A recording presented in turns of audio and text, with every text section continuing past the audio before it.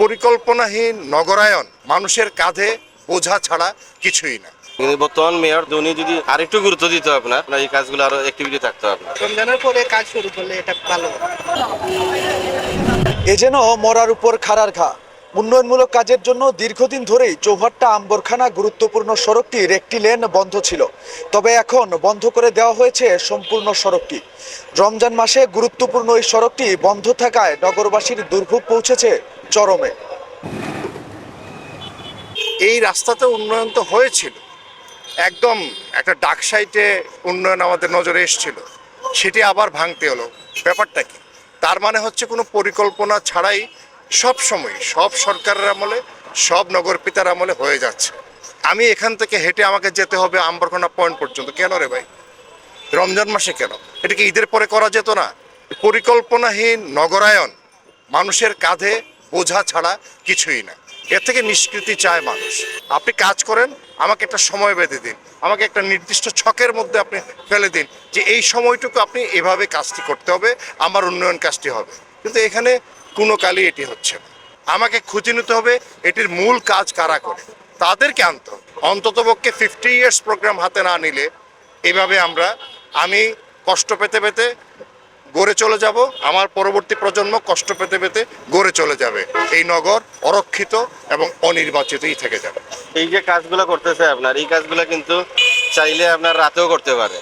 আমাদের যে আগে সাবেক মেয়র ছিল আরিফুল হক চৌধুরী আপনার, ঠিক আছে, উনি যদি আপনার থাকতো তাহলে উনি সামনে থাকতো আপনার, ঠিক আছে। কিন্তু বর্তমান মেয়র তো আপনার দিছে, কিন্তু উনি যদি আরেকটু গুরুত্ব দিত আপনার, তাহলে আমার মনে হয় আপনার এই কাজগুলো আরো অ্যাক্টিভিটি থাকতো আপনার, ঠিক আছে। সব মিলে রমজান মাসে এই পথটা বন্ধ না করাটাই আপনার সবচেয়ে ভালো হইতো আপনার, ঠিক আছে। খুলে দিলে ভালো হয়, যত দ্রুত খুলে দেওয়াও ভালো হইব আপনার। রমজান মাসে তো মানুষের অনেক অসুবিধা হইতেছে আপনার, যদি এটা তারা না বুঝে আপনার, ঠিক আছে, সাধারণ মানুষেরই কষ্ট আপনার। এটা একটা গুরুত্বপূর্ণ পয়েন্ট, এখানে সব সময় যানজট লেগে থাকে।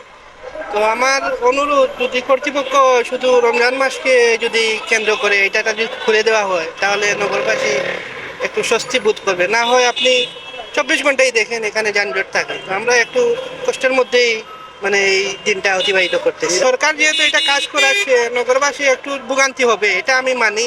বাট এটা যদি রমজান মাসে যদি খুলে দেওয়া হয় সবচেয়ে বেটার হবে। রমজানের পরে কাজ শুরু করলে এটা ভালো হবে।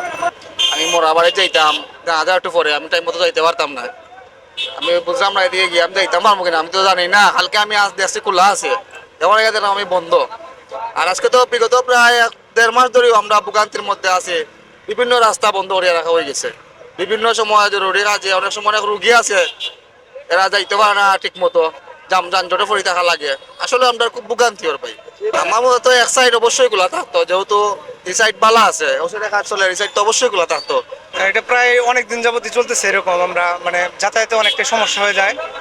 আমরা মোটামুটি এদিকে আসি আমরা পড়াশোনার জন্যই, দেখা যায় যে অনেক সময় আমাদের লেট হয়ে যাচ্ছে। এটা খুব শীঘ্রই যদি এটা সমাধান করা হয় তাহলে আমাদের জন্য, সবার জন্য আর কি ভালো হবে।